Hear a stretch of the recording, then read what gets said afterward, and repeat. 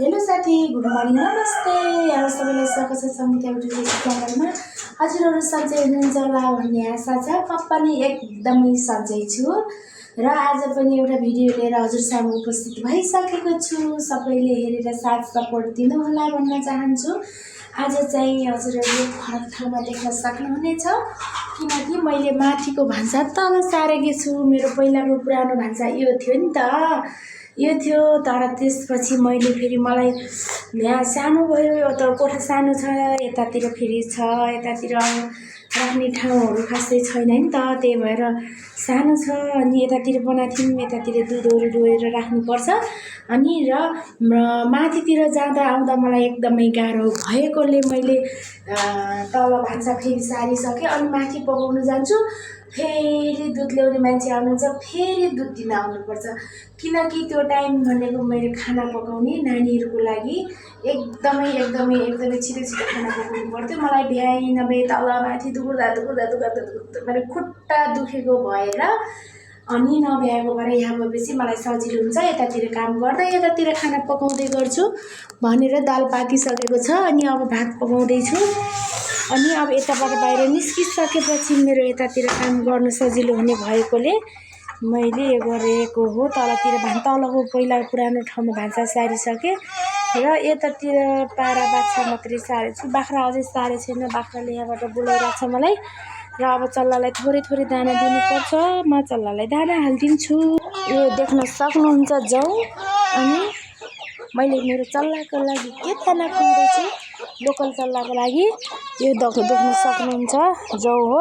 आउ आउ आउ आउ आउ आउ आउ यसरी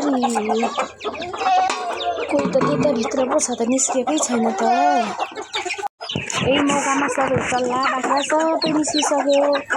यो चाहिँ मेरो दुध खाने पारा दुध खानको लागि यसको मम्मी नभएको भएर अब चाहिँ यहाँ आइदिँदैछु मकै। आउ आउ आउ यता जाऊ, यता तल।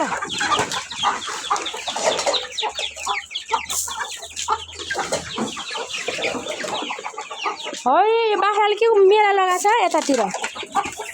खसी कति बाटो हो के, मकै सबै जम्मै कहिले खाने होला र।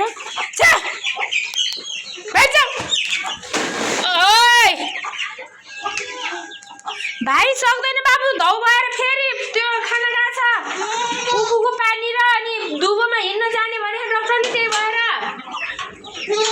त्यही भन्न त दादालाई बेलुकाकोमा मात्रै पढ्छ भनेर। मेरो नानी बाबुहरू ट्युसन पढ्दैछन्। अनि र बाबु मेरो चाहिँ सानो बाबुलाई जेन्डिस भएको छ। जेन्डिस भएको भएर एकदमै त्यो तनाव टेन्सन छ। फेरि दिन नबिराई भिडियो ल्याउँछु भनेर भन्छु साथी, तर हुँदैन है, भन्छु तर हुँदैन। दिन नबिराइकन भिडियो हाल्छु। अब मैले किन कोसिस त गरेको हुन्छु। एउटा न एउटा तनाव, एउटा न एउटा टेन्सनले गर्दाखेरि मैले त्यो भिडियो बनाउनै सक्दैन। अनि बाबु बिरामी छ, बिरामी भएर एकदमै टेन्सन छ। अनि अहिले चाहिँ हाम्रो नजिकै आयुर्वेद भएको कारणले गर्दाखेरि बिहान त्यहाँ दुबो छ। अनि अब अहिले चैतको महिनाको दुबो अलिक पाउनु त हुन्छ नि त, त्यहाँ आयुर्वेदभित्र चाहिँ दुबो छ। अनि दुबोमा बिहान घाम निस्किने टाइममा हिँडाउनु पर्छ अरे। अनि त्यही फेरि के पातहरू बुट्टाहरू छ कि, अनि जेन्डिसको लागि पनि। अनि त्यही हुने औषधि खाएर आउँछ बाबुले, त्यही भएर उतातिर गएको छ। म चाहिँ पाठालाई दुध खुवाउँछु। अनि चाहिँ दुध खानको लागि रेडी भएर छिटो ल्याऊ मलाई भनेर यहाँबाट हेरिरहेको छ। जसैको जहाँबाट हेर्नु भएको छ उहाँलाई धेरै धन्यवाद। मेरो च्यानललाई सब्सक्राइब गर्नुभएको छ त्यहाँलाई धन्यवाद। सब्सक्राइब नगर्नु भएकोलाई धेरै धन्यवाद। सब्सक्राइब गरिदिनु होला भन्न चाहन्छु मेरो च्यानललाई। र लाइक कमेन्ट सेयर पनि गरिदिनु होला। नयाँ साथी को हुनुहुन्छ त्यहाँले मसँग जोडिदिनु होला। अनि मलाई फलो सब्सक्राइब गरेर लाइक कमेन्ट गरिदिनु होला। अनि म यो ठाउँबाट हो, दिदी बहिनी आन्टी जे पनि भन्न सक्नुहुन्छ। अनि म पनि कलाएर फर्काउँछु। मैले गरिदिएँ मलाई ब्याग दिनु न, मेरोमा पनि गरिदिनु न भनेर मलाई कमेन्ट गर्नु होला, म पनि दिन्छु साथी। अब चाहिँ हामी जाँदैछौँ बुढाबुढी भएर। फेरि धन्नै गाली खान्थे। कहाँ जाँदैछौँ भनेपछि हामी जाँदैछौँ मसुरो ल्याउन। मसुरो काटेर दाई बनाएर राखेको छन् रे, हामीलाई बोलाछन् अनि हामी जाँदैछौँ। यता हुनुहुन्छ मेरो श्रीमानज्यू, बाइक घुमाउँदै हुनुहुन्छ। अनि यतातिर छु म थैलो लगेर। बाइकमा बस्नु अगाडि हेर्छन् रे भयो। आएनन् आउँछ न लामा बाई ल मोबाइल समातिदिने हो ल बरु आफ्टर भयो नि त अब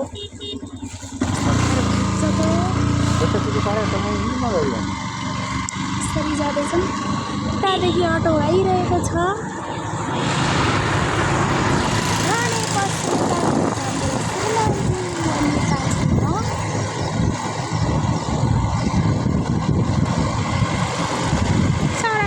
गाउँतिर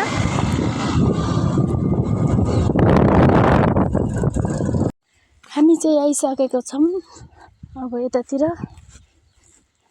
हाम्रो पुरानो घर दाजुहरूको त्यही दुईटा हो। पर देख्नु भएको छ त्यही दुईटा घर हो। मसुरो यतै दाछु भन्थे।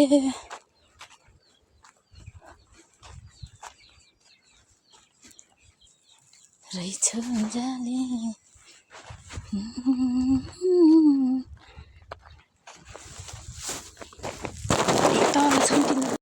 पोहोरको साल त यहाँ गएको थिएँ, यसमै जस्तो लाग्थ्यो। अहिले त्यता रहेछ।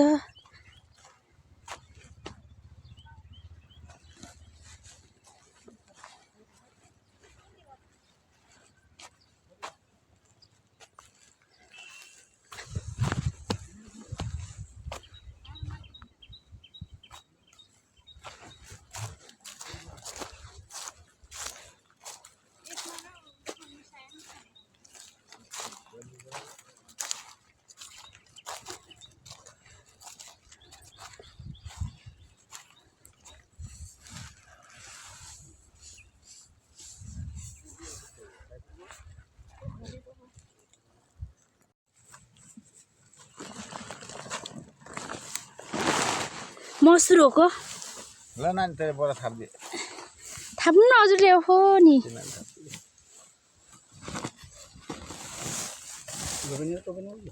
यो राखिदिए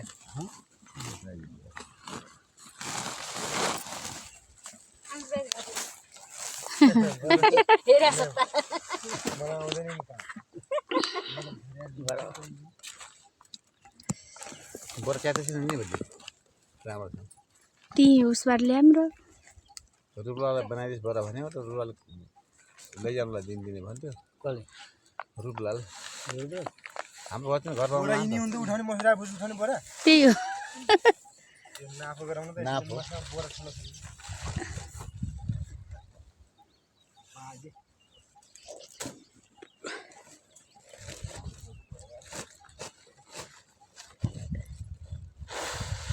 ओल्लो केम थोरै छ त फेरि फुल ठुलो गिरे माल्टीपट्टि लगेर कि अब नलाने भए छोडे नाइन त अरू खाला भनेको त गयो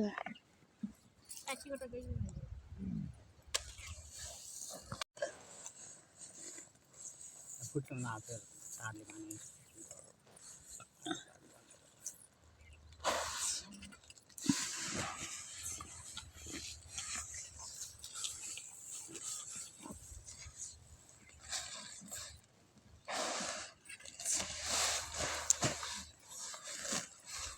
अर्को बडा हाल्ला नि अब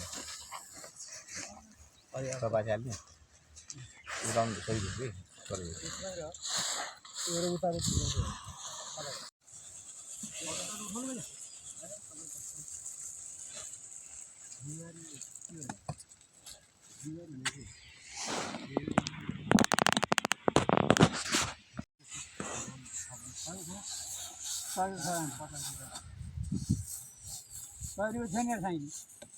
100 रुपियाँ छैन त 50 रुपियाँ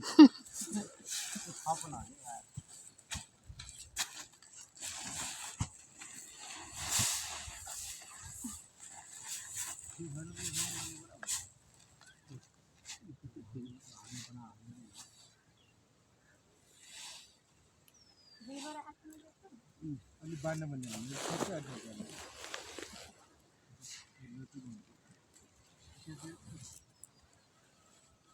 एकैबाट गयो अलिकति काम ल्याएर हातमै टाढा पनि जान्छ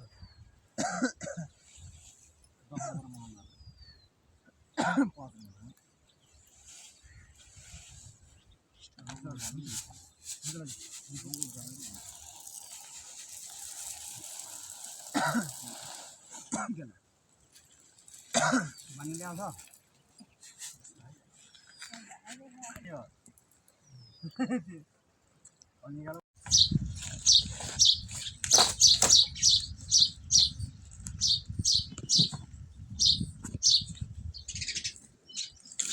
छोराको लागि उखु तयार गर्दै हुनुहुन्छ। यतातिर मैले पनि यो लोकल धनिया हुन्छ बहिनी लगिसके। अब हामी जाँदैछौँ घरतिर।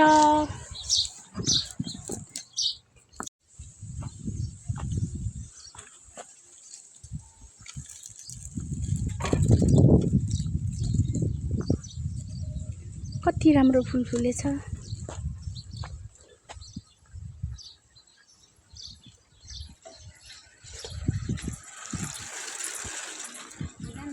ल हुन्छ बहिनी।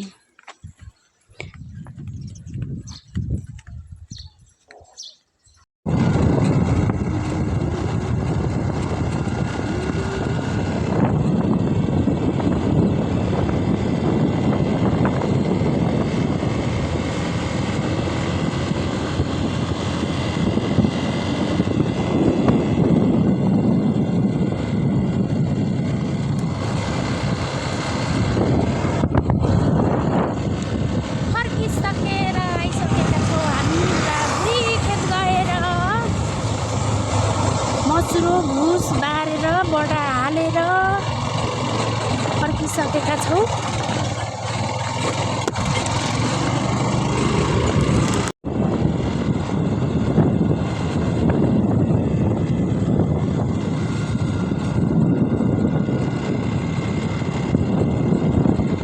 सिजन चलिरहेको छ भुसको, मसुरोको भुसको। यसरी लगाउनुपर्छ बाख्रा भैँसीहरूको लागि। खाली भइसकेर बाख्राहरू चलाउनुहुन्छ। हाम्रो पनि 2-4 दिनमा त्यसै गरेर बाख्रा भैँसी लगेर बुढाबुढी गोठा